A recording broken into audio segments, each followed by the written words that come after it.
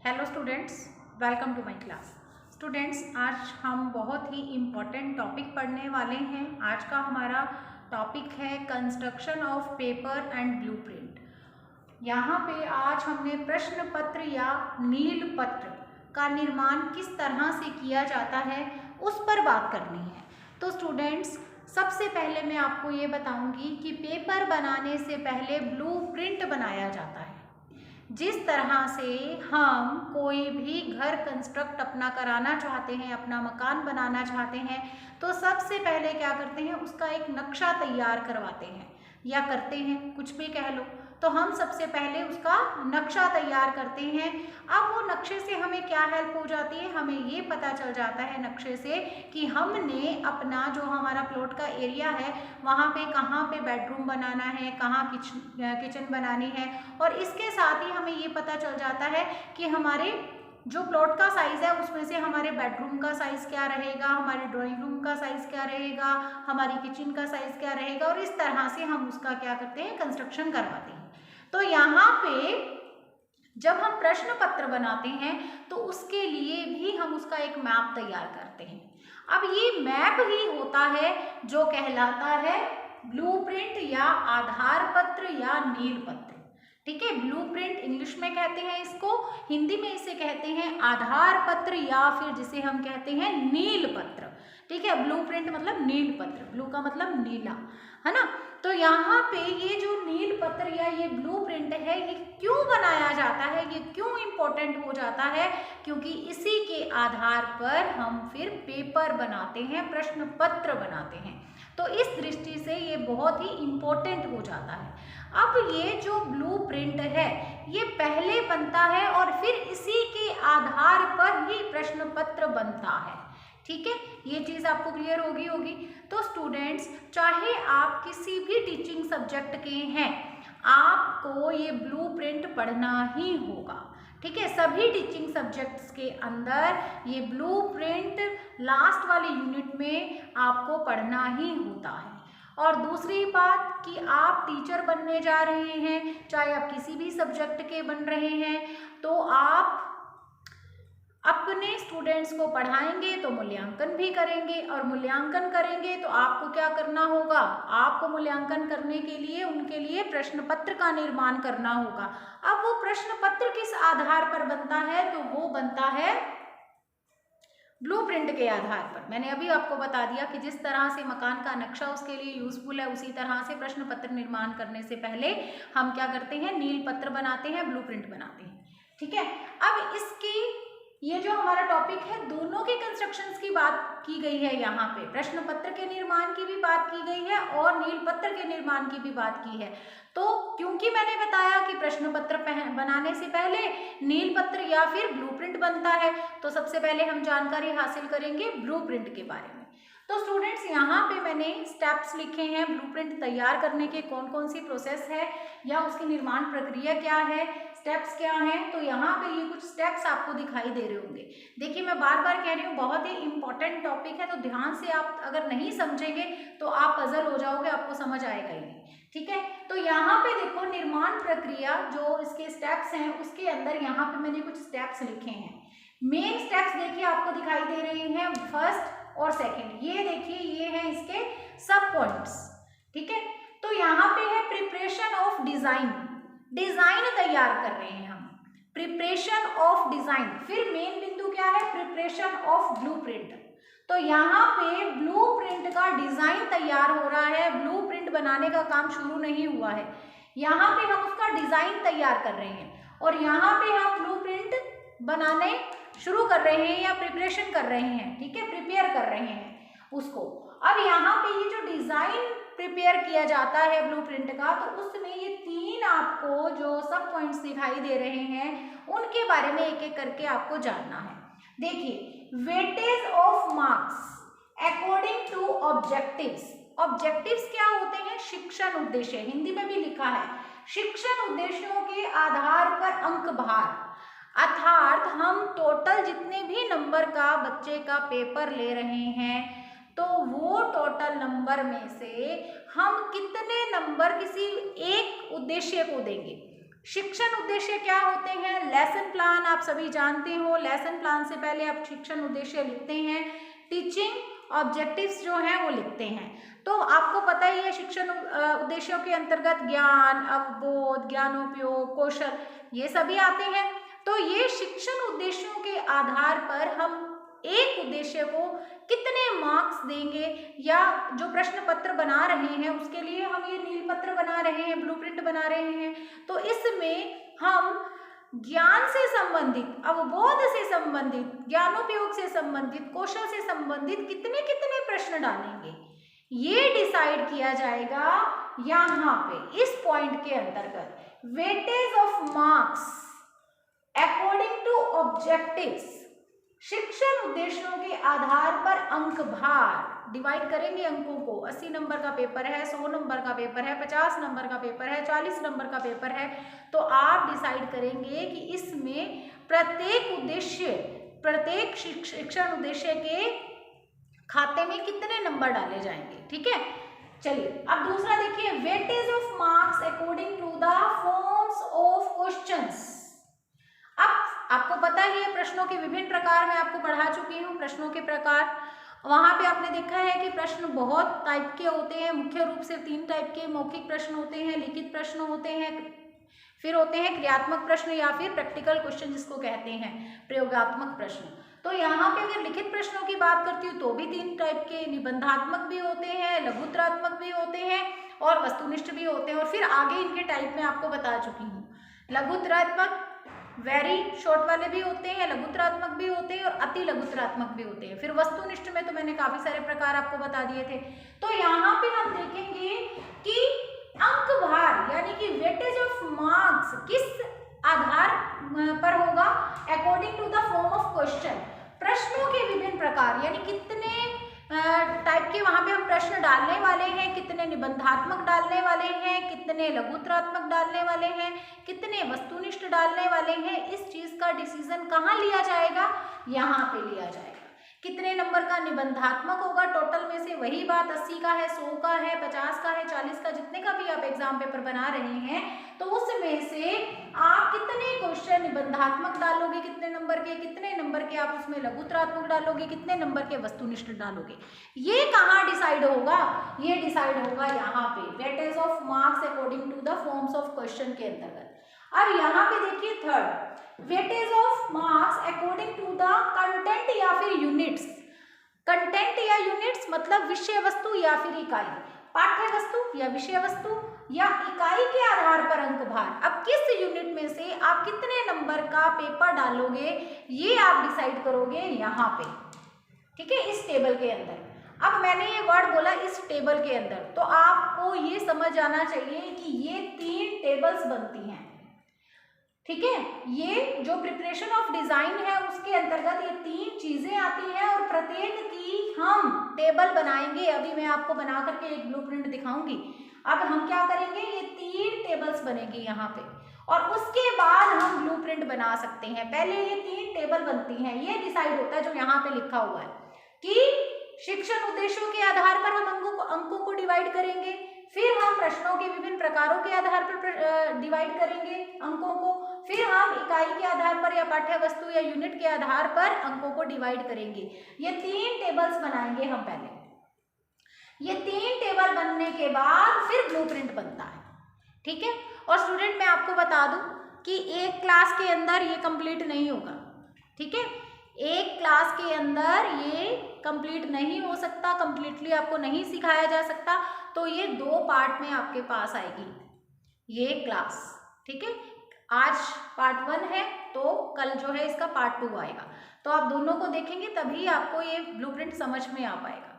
ठीक है, तो यहाँ पे देखिए हम क्या करेंगे, अब एक एक की टेबल बनाएंगे, एक एक की टेबल बनेगी अब। ओके, तो सबसे पहले हम प्रिपरेशन ऑफ डिजाइन में, अब आप जो है इनको नोट कर लेना, ये दोबारा नहीं लिखा हुआ मिलेगा आपको यहाँ पे। और अब हम ये वाली टेबल बनाने जा रहे हैं, weightage of marks according to the objectives, शिक्षण उद्देश्यों के आधार पर अंक भार।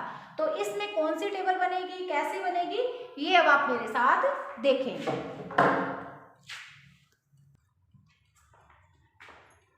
देखिए ये है हमारी फर्स्ट टेबल, शिक्षण उद्देश्यों के आधार पर अंक भार। यहाँ पे हमारा आधार क्या है, ऑब्जेक्टिव्स या फिर शिक्षण उद्देश्य, और इसके अंतर्गत बात की जाती है इन 4 उद्देश्यों पे। स्टूडेंट्स, इनको नाम दिया जाता है प्राप्य उद्देश्य। प्राप्य उद्देश्य क्या होते हैं, जिन्हें हमने प्राप्त करना है, जिन शिक्षण उद्देश्यों को हमने अपने एग्जाम पेपर के द्वारा चेक करना है कि इन उद्देश्यों की पूर्ति हुई है या नहीं हुई, उन्हें कहा जाता है प्राप्य उद्देश्य। ठीक है, और यहाँ पे ये 4 है आपके सामने, ज्ञान, अवबोध, ज्ञानोपयोग और कौशल। तो आपके मन में ये सवाल होगा कि फिर मैंने यहाँ पे अभिवृत्ति या फिर अभिरुचि क्यों नहीं लिखा है, तो वो यहाँ पे नहीं आएंगे। पाठ योजना के अंतर्गत शुरू के जो 4 कौशल हैं वो प्राप्य कौशल होते हैं या प्राप्य उद्देश्य होते हैं, हम यहाँ पे उन्हीं की बात करते हैं ब्लूप्रिंट में। ठीक है, तो ज्ञान, अवबोध, ज्ञानोपयोग और कौशल। अब ये आपके प्राप्य उद्देश्य हैं, ये है अंक। यहाँ पे जो ये अंक भार यानी कि हमने वेटेज ऑफ मार्क्स देखना है, तो ये है अंक भार, और ये है प्रश्नों की संख्या कि कितने प्रश्न बनेंगे, और यहाँ पे है प्रतिशत। ठीक है, तो यहाँ पे स्टूडेंट्स जो हमने ब्लूप्रिंट तैयार कर रहे हैं वो है 50 मार्क्स का। 50 नंबर के पेपर के लिए आपने कोई 50 नंबर का प्रश्न पत्र तैयार करना है, तो उसके लिए आप कैसे ब्लूप्रिंट तैयार कर सकते हैं, यहाँ पे मैं ऐसा आपको समझाने जा रही हूँ। तो 50 नंबर के पेपर के लिए ब्लूप्रिंट कैसे बनाना है, ये मैं आपको सिखाने के लिए एक एग्जाम्पल कह लो कि आपके सामने प्रस्तुत करूँगी। ठीक है, चलिए अब यहाँ पे देखिए, फर्स्ट पॉइंट में या क्रम संख्या यहाँ पे लिखी है, सीक्वेंस लिखा हुआ, सीरियल नंबर लिखा है। तो यहाँ पे पहला हमारा प्राप्य उद्देश्य है ज्ञान। ज्ञान के अंतर्गत आपने अपने पेपर में 26 अंक बच्चे के ज्ञान को चेक करने के लिए पेपर तैयार करोगे। ठीक है, आप अपने पेपर का जो टोटल 50 नंबर का पेपर है उसमें से 26 नंबर आप बच्चे से प्रश्न पूछेंगे, इसमें ज्ञान से संबंधित बच्चे के ज्ञान को चेक करेंगे। ठीक है, तो अंक भार क्या है ज्ञान का, 26। इसके बाद प्रश्नों की संख्या कितनी होगी, 13 प्रश्न बनाएंगे आप इसमें। ठीक है, 13 प्रश्न बनाएंगे 26 नंबर के। वैसे देख के ही पता चल रहा है, तो प्रत्येक प्रश्न कितने अंक का हो जाएगा, 13 दूनी 26, 13 इंटू 26, तो यहाँ पे 2 नंबर का एक क्वेश्चन हो जाएगा। ठीक है, 26 नंबर होंगे, प्रश्न होंगे 13, प्रतिशत होगा, प्रतिशत कैसे निकलेगा, यहाँ पे 52%। किसका 52%, तो यहाँ पे 50 नंबर का टोटल पेपर है, आप उसमें से 26 नंबर ज्ञान के अंतर्गत रख रहे हो, तो कितना परसेंट हो गया, 52% बन गया। ठीक है, चलिए दूसरा है अवबोध। अवबोध में अंक है 14, प्रश्नों की संख्या है 8, प्रतिशत हो गया 28%। ज्ञानोपयोग में अंक है 6, प्रश्नों की संख्या रहेगी 4, प्रतिशत रहेगा 12। कौशल में अंक होंगे 4, प्रश्नों की संख्या होगी 3, प्रतिशत होगा 8। ठीक है, इस तरह से ये आपने पहली टेबल तैयार कर ली। अब आप ना इसमें अपना ज़्यादा दिमाग मत लगाना, आप इसको एक बार ऐसे ही सीखो। आपको ये लगेगा कि अच्छा ये यहाँ क्यों आ गया, एक तो मैं ये क्लियर कर दूँ, आपके माइंड में आया होगा कि इधर जो है वो घटते क्रम में क्यों है। तो सबसे पहली चीज़ बच्चे के नॉलेज को ही चेक किया जाता है, ज्ञान को ही चेक किया जाता है। तो यहाँ पे सबसे ज़्यादा अंक हमेशा ही, चाहे आप कितने भी नंबर का पेपर बनाओगे, सबसे ज़्यादा अंक ज्ञान के ही होंगे, फिर अवबोध के ही होंगे, फिर ज्ञानोपयोग के होंगे और फिर कौशल के होंगे। एक तो ये आपके माइंड में क्वेश्चन जो अगर आया होगा तो उसका आंसर सुन लो आप। ठीक है, और इसके बाद ये प्रतिशत कैसे निकाला जाता है, तो मैंने आपको बता दिया। अगर आप 50 नंबर में से 26 नंबर को प्रतिशत के अकॉर्डिंग देखते हो तो कितना प्रतिशत हुआ, 52% ही होता है। इसी तरह से ये परसेंटेज निकली है। अब नीचे योग देखो, इन अंकों को जोड़ने पर योग हो गया 50, यानी पेपर कितने नंबर का बनाना है जिसके लिए हम ब्लूप्रिंट बना रहे हैं, 50 नंबर का। और यहाँ पे प्रश्नों की संख्या हो गई है 28 और प्रतिशत 100 होना चाहिए, तो 100% हो गया। ठीक है, ब्लूप्रिंट को समझना है या प्रश्न पत्र कैसे बनाया जाता है इसको समझना है, तो सबसे पहले जो दिख रहा है ना, इसको एक बार पेशेंस रख करके समझने की कोशिश करो, ऐसे ही समझने की कोशिश करो, सारी की सारी उलझने जो है वो दूर हो जाएंगी, आपको सब कुछ समझ में आएगा। ओके, अब हम बनाएंगे अपनी सेकंड टेबल। ये देखिए, प्रश्नों के प्रकार के आधार पर अंक भार, weightage of marks according to the forms of questions, जो हमारा फर्स्ट प्रिपेयर ऑफ डिजाइन ये फर्स्ट बिंदु था, उसमें सेकंड सब पॉइंट है। ठीक है, वो ये कौन सा है, ये आपका सेकंड सब पॉइंट, मैंने आपको जो 3 बताए थे, 3 सब पॉइंट्स बताए थे, तो उसमें सेकंड सब पॉइंट है। अब देखिए इसमें क्या है, इधर है प्रश्न का प्रकार, ये इस तरह से। ठीक है, प्रश्न का प्रकार वस्तुनिष्ठ प्रश्न, अति लघुत्तरात्मक, लघुत्तरात्मक, निबंधात्मक, और ये है योग। स्टूडेंट्स देखिए, हमने प्रश्न पत्र इस प्रकार का बनाना है जिससे कि हमारी सारी इकाइयों से सारे के सारे जितना भी हमने बच्चे की नॉलेज को चेक करना है, हमारे सारे ऑब्जेक्टिव्स पूरे हो जाएं बच्चे के मूल्यांकन करने के, और इसके साथ ही हम ऐसे पेपर तैयार करेंगे जिससे कि सारी की सारी विषय वस्तु, सारे लेसन्स उसमें अच्छे से समावेशित हो जाए। ठीक है, तो प्रश्नों की संख्या हमें इस प्रकार से निर्धारित करनी होती है कि जिससे निबंधात्मक प्रश्न जो ये ऐसे टाइप क्वेश्चंस हैं वो तो एग्जाम पेपर में क्या हो, कम हो, और जो अति लघुत्तरात्मक है, लघुत्तरात्मक है और वस्तुनिष्ठ हैं वो प्रश्न ज्यादा रहें, ऐसा हम प्रयास करते हैं, ऐसा कोई भी टीचर प्रयास करता है। ठीक है, तो यहाँ पे प्रश्न का प्रकार, टाइप ऑफ क्वेश्चन, वस्तुनिष्ठ यानी कि ऑब्जेक्टिव्स, अति लघुत्तरात्मक यानी जिसको हम कहते हैं इंग्लिश में वेरी शॉर्ट आंसर, फिर शॉर्ट आंसर, फिर ऐसे टाइप क्वेश्चन। ठीक है, तो ये प्रकार है। अब जैसे अगर आप प्रश्न संख्या यानी प्रश्न कितने डाले जाएंगे, वस्तुनिष्ठ प्रश्न होंगे 10, जैसे कि मैंने बोला कि ये 3 ज्यादा होने चाहिए और ऐसे टाइप वाले कम होने चाहिए, तो यही आपको यहाँ पे सीक्वेंस दिखाई दे रहा होगा।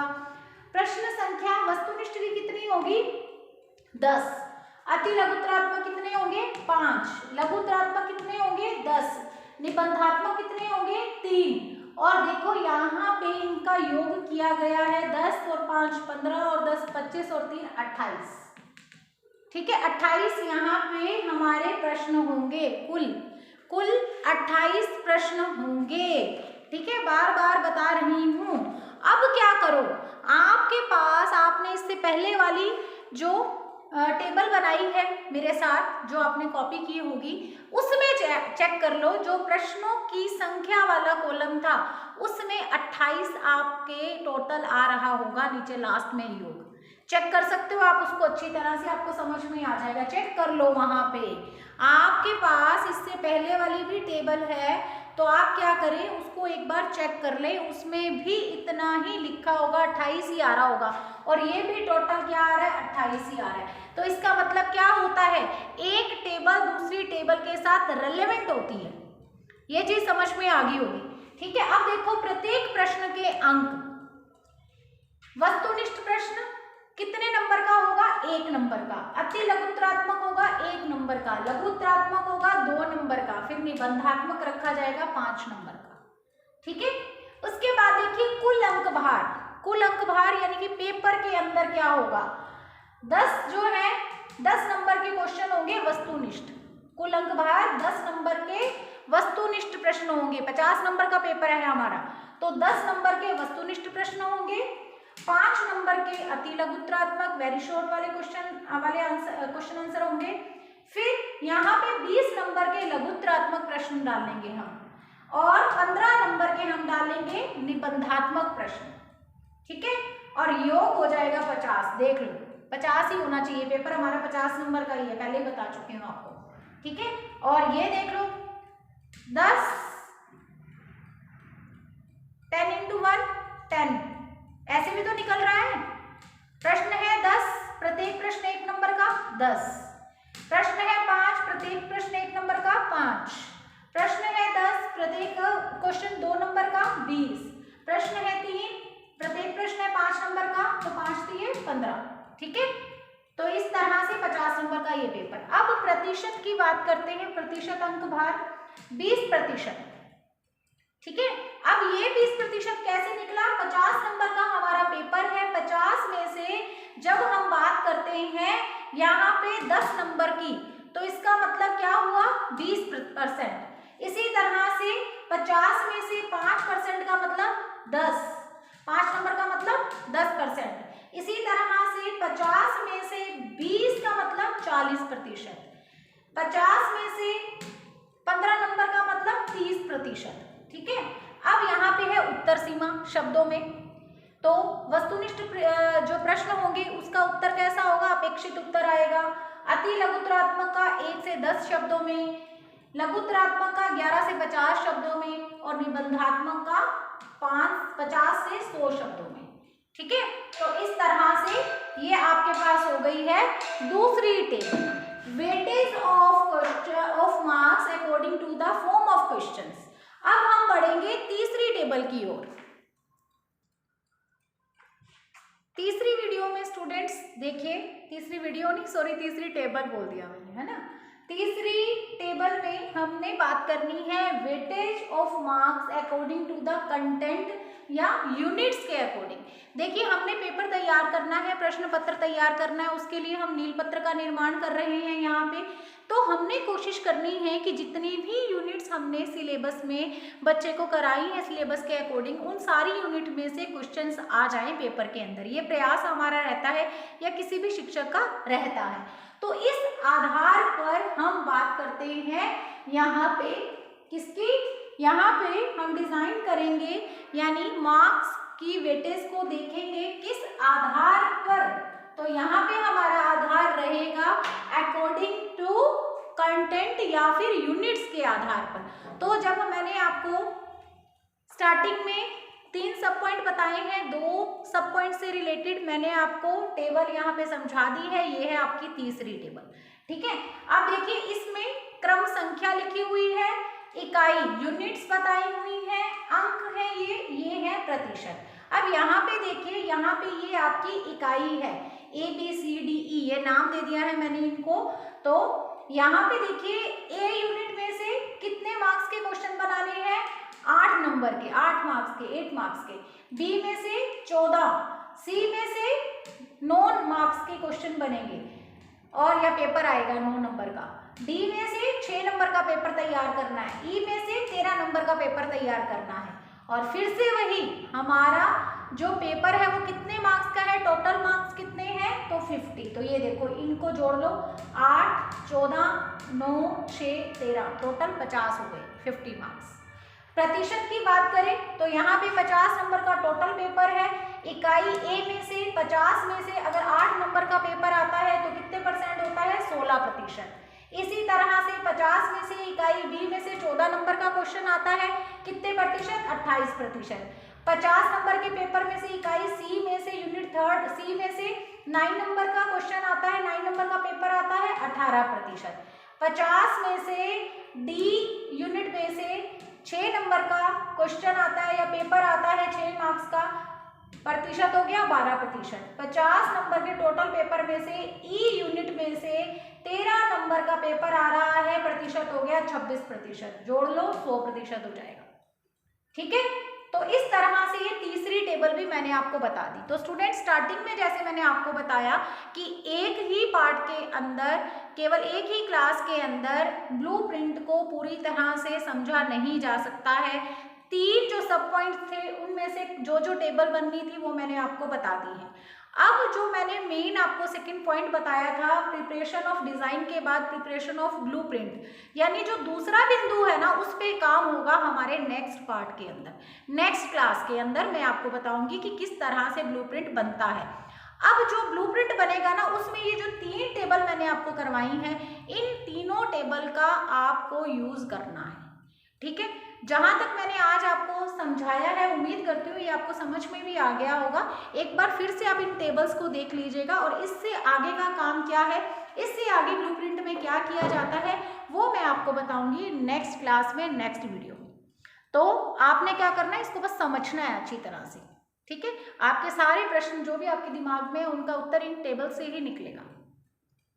एक बार आराम से फिर से इनको दोबारा से देख लेना, ठीक है। और नेक्स्ट वीडियो में इसी से रिलेटेड ही होगी हमारी नेक्स्ट वीडियो पार्ट 2। ओके, तो मिलेंगे पार्ट 2 में। Thank you so much, have a nice day.